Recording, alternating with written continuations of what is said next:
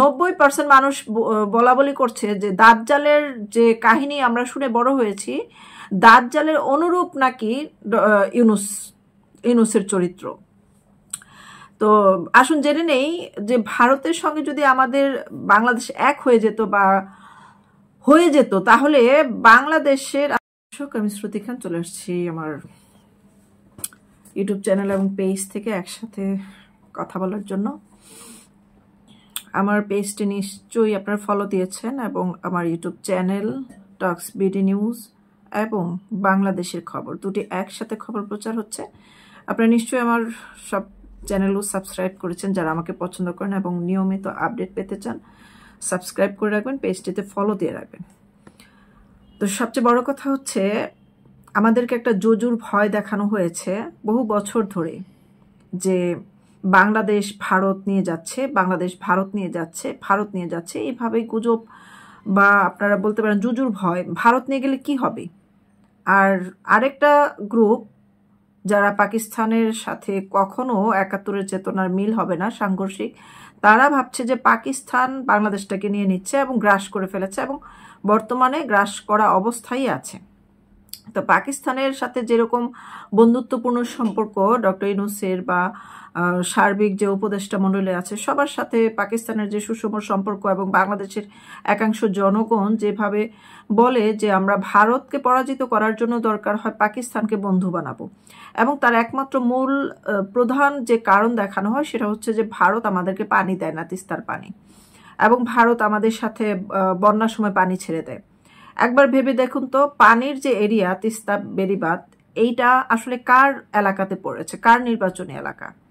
আপনারা যারা কথায় কথায় এই জন্য ভারতকে বলে মোদীকে, নরেন্দ্র মোদীর প্রতি ঘৃণা ছড়েন বা হিন্দুদের প্রতি ঘৃণা ছড়েন, আপনারা একবার চিন্তা করে দেখেন যে ওই এলাকাগুলো কার নির্বাচনী এলাকা? নিশ্চয়ই মমতা বন্দ্যোপাধ্যায়ের এলাকা। তো মমতার এলাকা হলে মমতা এই বিষয়ে, মমতার কাছে শেখ হাসিনা কতবার গিয়েছিল পানির জন্য? মমতা ততবারই বলেছে যে এই পানি আমার এলাকার মানুষের কষ্ট হবে, এই পানি মালিক আমি না, আমার জনগণ এটার মালিক। আমার জনগণ যদি পানির জন্য কষ্ট পায় তাহলে আমি পানি দেব কিভাবে? অথচ সেখানে দেখা যায় যে কলকাতা থেকে নৈহাটি বা বিভিন্ন এলাকা, যে মমতার যে নির্বাচনী এলাকাগুলো আছে, বিভিন্ন এলাকায় আপনি ঘুরে দেখবেন সেখানে প্রচুর পরিমাণে পানির অপচয় হয়। ওদের পানি 12 মাসই পানির অপচয় হয়। গভীর নলকূপের যে খাওয়ার পানি, গোসলের পানি, সেগুলো সারাদিন পড়তেই থাকে। তো এই পানিগুলো কোথায় পায় পানি না থাকলে? তিস্তার পানি নিয়ে নানা অজুহাত করছে। বর্তমানে আপনারা জানেন যে এই জুলাই আন্দোলনকে পুরোপুরি সমর্থন করেছে ডক্টর মমতা এবং ডক্টর ইউনূস, দুইজন নাকি একই কার্বন কপি, দুইজনের চরিত্র, এবং দুইজন এই বর্তমানে একই অবস্থানে অবস্থান করছে। তারপরে আবার যেটা বলা হচ্ছে যে ভারতের সীমান্তে অমুককে মেরে ফেলে, তমুককে মেরে ফেলে। তো যেই বিষয়গুলো বলা হয়েছে সেগুলো কিন্তু ভারতের আদালতে মামলা হচ্ছে, কিন্তু বাংলাদেশের মায়ানমার সীমান্তে বাংলাদেশি মারা যাচ্ছে, সেখানে কয়টা মামলা হয়েছে? এবং সেই সীমান্ত হত্যা, যাদেরকে হত্যা করা হচ্ছে তাদের ওই নির্বাচনী এলাকাও তো মমতার। তাহলে মমতার প্রতি প্রশ্ন না ছুড়ে নরেন্দ্র মোদীর প্রতি কেন প্রশ্ন ছোড়া হচ্ছে? শুধুমাত্র তিনি প্রেসিডেন্ট, তো নরেন্দ্র মোদী মমতার যে নির্বাচনী এলাকাগুলো সেগুলো নিয়ে কিন্তু নরেন্দ্র মোদী এককভাবে সিদ্ধান্ত নিতে পারেন না। তারপরে দেখেন ভারত আমাদের দেশ নিয়ে যাবে, নিয়ে গেলে কি হবে? পাকিস্তান যদি আমাদের দেশ এখন যে আগ্রাসন করছে, পাকিস্তান আমাদেরকে কি দিচ্ছে? মসজিদ, মাদ্রাসা, ঢিলা কুলুপ এবং জঙ্গি, সন্ত্রাসী, বোমাবাজি, জাহাজ ভর্তি রাসায়নিক পদার্থ ছাড়া এবং ডাবল মূল্যে, মানে এই যে চিনি পাঠাচ্ছে, চিনি ডাবল মূল্যে, যে মূল্যে ভারত থেকে কেনা হতো বাংলাদেশ সরাসরি, তার চেয়েও বেশি মূল্য দিয়ে পাকিস্তান থেকে কেনা হচ্ছে, এবং পাকিস্তানও সেই চিনি আবার ভারত থেকেই কিনে নিয়ে আসছে।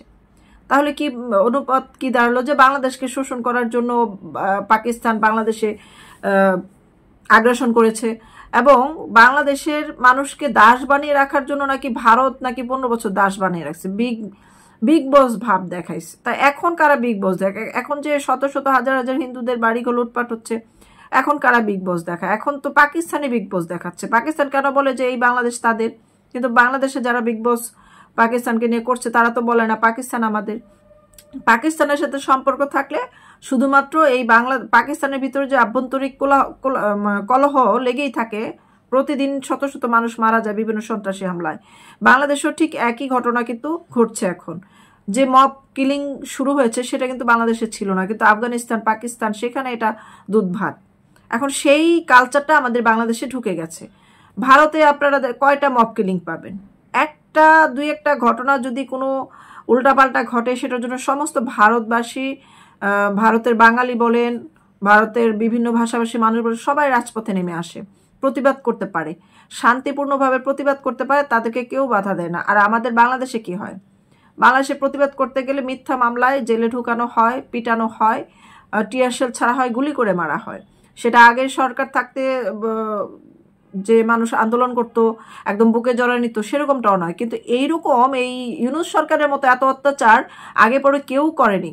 এবং পাকিস্তান যে ৭১-এ যুদ্ধ করে গেছে, বাংলাদেশে গণহত্যা চালিয়েছে, তাদের সঙ্গে বাঙালিরা যুদ্ধ করেছে, সে সময় এত নৃশংসতা মানুষ চোখে দেখে নাই, যেটা এই জুলাই আন্দোলনে দেখেছে। এখন ৯০% মানুষ বলাবলি করছে যে দাজ্জালের যে কাহিনী আমরা শুনে বড় হয়েছি, দাজ্জালের অনুরূপ নাকি ইউনূসের চরিত্র। তো আসুন জেনে নেই যে ভারতের সঙ্গে যদি আমাদের বাংলাদেশ এক হয়ে যেত বা হয়ে যেত, তাহলে বাংলাদেশের আসলে কি হতো, আর এই জিনিসটা পাকিস্তানের সাথে হলে হবে কিনা, এটা আপনারা মিলিয়ে নেবেন। যেমন ধরেন বাংলাদেশের যে পাসপোর্ট, এখন বাংলাদেশের অসংখ্য স্টুডেন্টরা ভারতে যে তাদের ভিসা লাগায় বিভিন্ন ইউরোপ কান্ট্রিতে যাওয়ার জন্য, যেটার অ্যাম্বাসি বাংলাদেশে নেই, অসংখ্য অ্যাম্বাসি বাংলাদেশে নেই।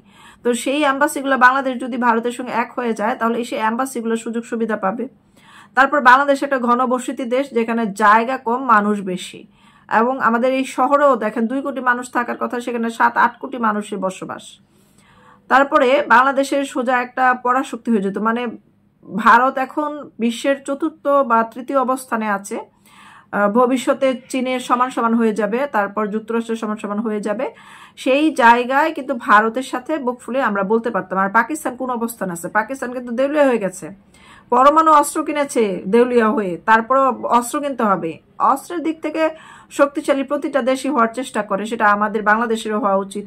কিন্তু তাই বলে এই যে অর্থনৈতিকভাবে যে তলানিতে আছে পাকিস্তান, তারা কতটুকু তলানিতে আছে, তার চেয়ে অনেক খারাপ পরিস্থিতি এখন বাংলাদেশের করেছে। তারপরে বাংলাদেশের যে অর্থনৈতিক পরাশক্তি, সামরিক অস্ত্রের দিক থেকে এবং অর্থনৈতিক দিক থেকে অনেক শক্তিশালী, সেটা আমরা বলতে পারতাম। এবং হঠাৎ করে আমাদের সব জিনিসের দাম কমে যেত। ভারতে যে ধরনের পণ্য সস্তায় পাওয়া যায়, বা আমাদের আদান প্রদান করতে গেলে বর্ডারে যে কর দিতে হয়, সেই করটা আর দেওয়া লাগতো না, তাহলে জিনিসের দাম আরো অনেক কমে যেত।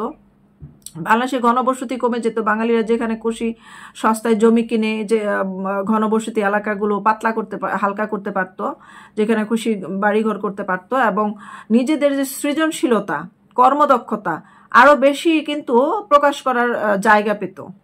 ফারাক্কা সমস্যা, আকাশ সীমা নিয়ে সমস্যা, সমুদ্র সীমা নিয়ে সমস্যা, সব একেবারেই শেষ হয়ে যেত। এই যে সীমান্তে হত্যা নিয়ে বলেন, প্রতিবাদ করেন না কেন আপনারা? সুশীলরা কোথায়, শাহবাগীরা কোথায়? সীমান্ত তুলে দেন। অনেক দেশেই তো ভারতের সাথে সীমান্ত নেই, মায়ানমারের সাথে সীমান্ত নেই, তারপর হচ্ছে নেপাল, ভুটান, ওদের সীমান্ত নেই। তাহলে বাংলাদেশের সাথে সীমান্ত দিয়ে রেখেছেন কেন? সেটা বেলায় তো মানে এক চুলো নড়তে চান না। তারপর হচ্ছে সবচেয়ে বড় কথা, ধর্মান্ধতার বিলুপ্তি হয়ে যেত। কারণ হচ্ছে ভারতের যে বাঙালিরা, তারা বহু মানুষ, মুসলিম বলেন, হিন্দু বলেন, ধর্মান্ধতা থেকে কিন্তু বের হয়ে আসছে। তারা ওইসব ধর্মগ্রন্থ পুঁজি করে বসে নেই, তারা কিন্তু কাজের পিছনে ছুটে এবং বিজ্ঞান মনস্ক চিন্তা ভাবনা করে। তারপরে সে ধরনের তারা প্রতি ঘরে ঘরে সাহিত্য চর্চা করে। এই চর্চাটা বাঙালিরাও করতে পারতো, যে এটা এখন অনেক বাধা, শিল্প চর্চায়, সাহিত্য চর্চায় প্রচুর পরিমাণে বাধা, সেটা আর থাকতো না। এবং আমাদের বাংলাদেশের চেয়ে অনেক বেশি প্রাণীদের প্রতি যে মানবিক আচরণ, সেটা কিন্তু ভারতের বাঙালিদের কাছে আমরা দেখে থাকি। তারা একদম সন্তানের মতো যেভাবে ভালোবাসে, সেটা আমাদের দেশও আছে, কিন্তু সংখ্যায় অনেক কম। এবং সবচেয়ে ভারতের বিভিন্ন রাজ্যগুলি একত্রিত আছে বলে বিশ্ব দরবারে কিন্তু তারা মাথা উঁচু করে দাঁড়াতে পারছে। যদি কখনো কোনো রাজ্য ভারত থেকে বিচ্ছিন্ন হয়ে যায় তাহলে তারা কখনোই বিশ্ব দরবারে মাথা উঁচু করে দাঁড়াতে পারবে না। যেরকম বাংলাদেশ পাকিস্তান আলাদা হলো, পাকিস্তানও কোনোদিন মাথা উঁচু করে দাঁড়াতে পারে নাই, একমাত্র বাংলাদেশই দাঁড়াতে পেরেছিল এবং বাংলাদেশ পাকিস্তানের চেয়ে অনেক বেশি পরিচিতি পেয়েছিল এবং সারা বিশ্ববাসী শেখ হাসিনার কিন্তু অনেক প্রশংসা করেছিল তার এই চরম উন্নতির কারণে। অনেকের চক্ষুশূল হয়েছে, যেমন পাকিস্তানের সবচেয়ে বেশি চক্ষুশূল হয়েছে বাংলাদেশের উন্নতির কারণে। তো এই অভিমতটা আসলে একজন মুক্তিযোদ্ধা তার ফেসবুক ওয়ালে দিয়েছে, আমি সেখান থেকে নিয়েছি। এবং বাংলাদেশ বনাম ভারত যে দর কষাকষি, পাকিস্তান বন্ধী সরকার টিকতে হলে আওয়ামী লীগকে চেয়ে বেশি দিয়ে টিকতে হবে পাকিস্তান পন্থী সরকারকে। আওয়ামী লীগ যা দিয়েছে, যা করেছে, তাতে বেশি তো দিতে পারছে না। উল্টা কিন্তু আমরা এতদিনে রেজাল্ট দেখেছি, এত বাজে পরিস্থিতি বাংলাদেশে আগে কখনো ঘটেনি। সেই তার চেয়ে আগে যত খারাপ পরিস্থিতি ছিল তার চেয়ে আরো বেশি খারাপ পরিস্থিতি এখন। তো এইভাবে পাকিস্তানপন্থীদের ব্যস্ত রেখে সময় ক্ষেপণ করা হবে, এটা হচ্ছে বাস্তবতা। বাকি সব আবেগিক কথাবার্তা। এই যে বর্তমান সরকার সব দিক থেকে ব্যর্থ, এবং শুধু ওরা কিন্তু এখন এই যে বাংলাদেশ ব্যাংক বলেন, শেয়ার বাজার বলেন, বিভিন্ন খাত বলেন, ব্যবসায়ীদের থেকে অতিরিক্ত সুদ সহ সব দিক থেকে কিন্তু শোষণ করা শুরু হয়ে গেছে অলরেডি। এবং কর্মসংস্থান সবকিছু বন্ধ করে পাকিস্তানকে দেওয়া হচ্ছে সব কাজ, পাকিস্তানকে টাকা পয়সা দেওয়া হচ্ছে, পাকিস্তানকে স্বাবলম্বী করা হচ্ছে। আসলে সরকারটাই তো পাকিস্তানি। তো সেদিক থেকে পাকিস্তান স্বাবলম্বী হতে পারে, কিন্তু বাংলাদেশ আর কখনো স্বাবলম্বী হওয়ার পথে আর যেতে পারবে না। তবে ভবিষ্যতে এই দেশের জনগণই এই সরকারকে টেনে রাজপথে নিয়ে আসতে পারে এবং এই ক্ষমতা থেকে বের করে দিতে পারে, সামরিক অস্ত্রের দিক থেকে এবং অর্থনৈতিক দিক থেকে অনেক শক্তিশালী, সেটা আমরা বলতে পারতাম। এবং হঠাৎ করে আমাদের সব জিনিসের দাম কমে যেত। ভারতে যে ধরনের পণ্য সস্তায় পাওয়া যায় বা আমাদের আদান প্রদান করতে গেলে বর্ডারে যে কর দিতে হয় সেই করটা আর দেওয়া লাগতো না, তাহলে জিনিসের দাম আরো অনেক কমে যেত। বাংলাদেশে ঘনবসতি কমে যেত। বাঙালিরা যেখানে খুশি সস্তায় জমি কিনে যে ঘনবসতি এলাকাগুলো হালকা করতে পারত, যেখানে খুশি বাড়িঘর করতে পারত, এবং নিজেদের যে সৃজনশীলতা, কর্মদক্ষতা আরো বেশি কিন্তু প্রকাশ করার জায়গা পেত। ফারাক্কা সমস্যা, আকাশ সীমা নিয়ে সমস্যা, সমুদ্র সীমা নিয়ে সমস্যা সব একেবারেই শেষ হয়ে যেত।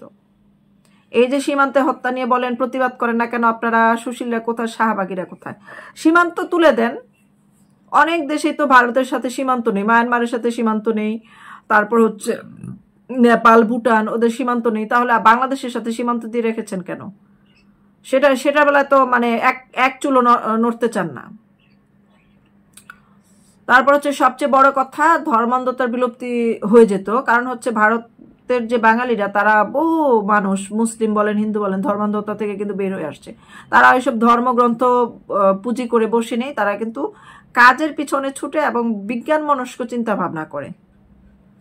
তারপরে সে ধরনের তারা প্রতি ঘরে ঘরে সাহিত্য চর্চা করে। এই চর্চাটা বাঙালিরাও করতে পারতো, যে এটা এখন অনেক বাধা, শিল্প চর্চায়, সাহিত্য চর্চায় প্রচুর পরিমাণে বাধা, সেটা আর থাকতো না।